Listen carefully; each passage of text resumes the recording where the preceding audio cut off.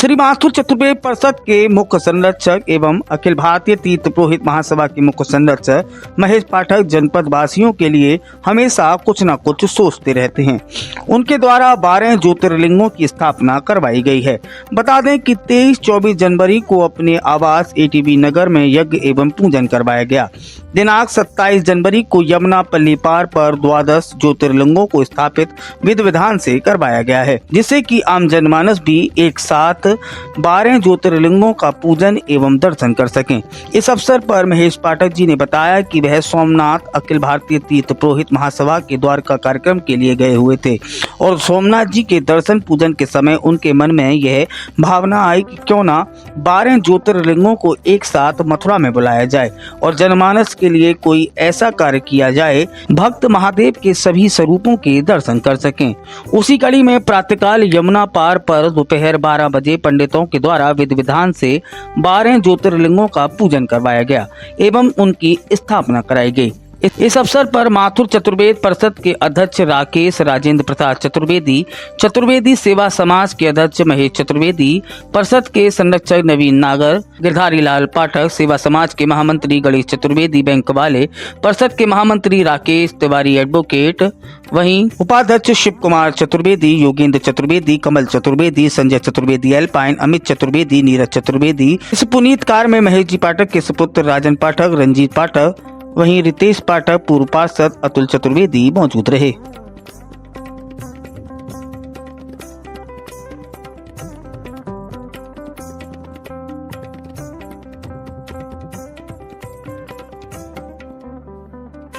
देखो, करवाने वाले तो ठाकुर जी हैं और उन्हीं की मर्जी होती है तो वो व्यक्ति को प्रेरणा देता है।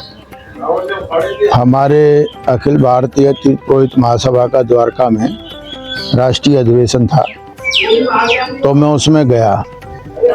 तो उसमें जब मैं सोमनाथ पहुंचा तो मैंने सोमनाथ के दर्शन किए और दर्शन करके वहाँ के पुरोहितों ने कहा कुछ फोटोग्राफी हो, तो प्रांगण में खड़े चर्चा हुई और इच्छा हुई क्यों ना 12 ज्योतिर्लिंग को ब्रिज में उनका आह्वान किया जाए।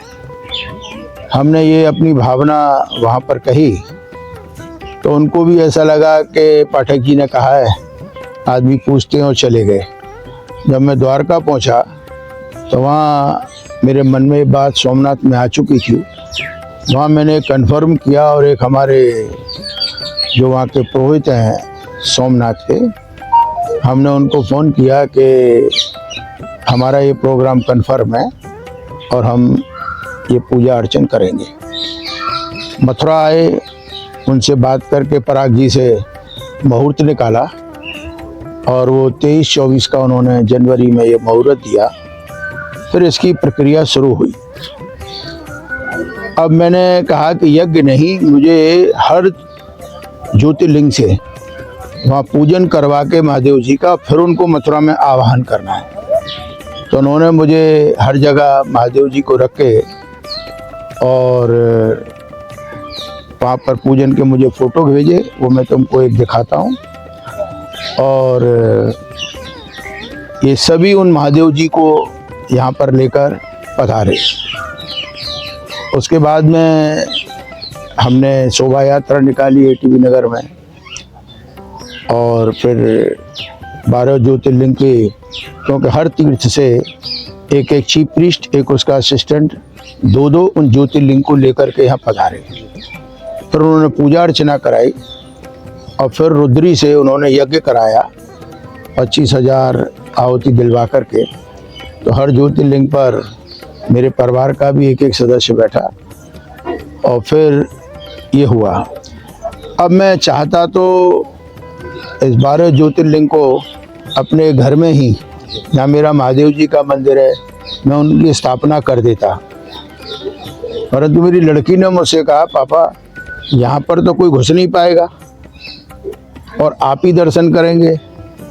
दूसरा, बहुत से लोग ऐसे हैं जो आर्थिक की दृष्टि से और दूसरे कारणों से 12 ज्योतिर्लिंग नहीं जा पाते और जिनको दर्शन नहीं होते। तो ऐसा करो कि जनता दर्शन कर सके। तो मेरे मन में आई मैं कहाँ स्थापना करूं।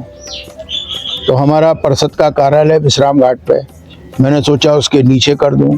वो बोली ऐसे नहीं, आप लोग ऊपर बैठोगे, नीचे त्योहारी है। एक आपको मालूम है हमारा कपड़े बदलने की भी जगह है।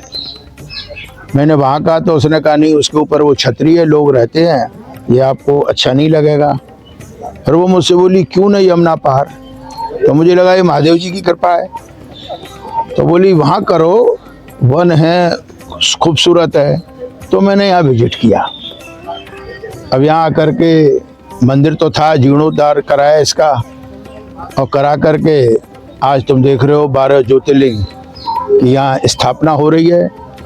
ये उन सभी ब्रजवासियों को जो न जाए पाए किसी कारण से ज्योतिर्लिंग पर, और जब उनकी इच्छा उन्हें दर्शन करना हो तो यहाँ इनकी प्रतिष्ठा हो रही है।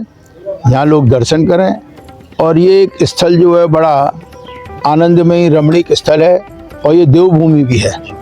तो जो भोले बाबा की कृपा हुई तो आज ये कार्यक्रम चालू है। तो मैं सभी जनता से भी ये कहूँगा कि जब उनको जो 12 ज्योतिर्लिंग के दर्शन करने हो, यहाँ तो एक के दर्शन करने आएंगे तो 12 के तो वैसे ही हो जाएंगे।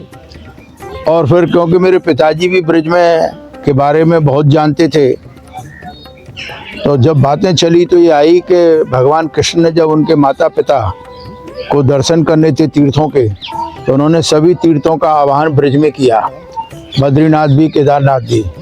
परंतु उन्होंने कहा यहाँ पर 12 ज्योतिर्लिंग नहीं है, आप पूजा करोगे, परंतु इस तरीके से उनको लाना और यहाँ पर विराजमान करना, मैं समझता हूँ ये ठाकुर जी की कृपा है। और उन्हीं की अनुकंपा से आज भोलेनाथ की कृपा है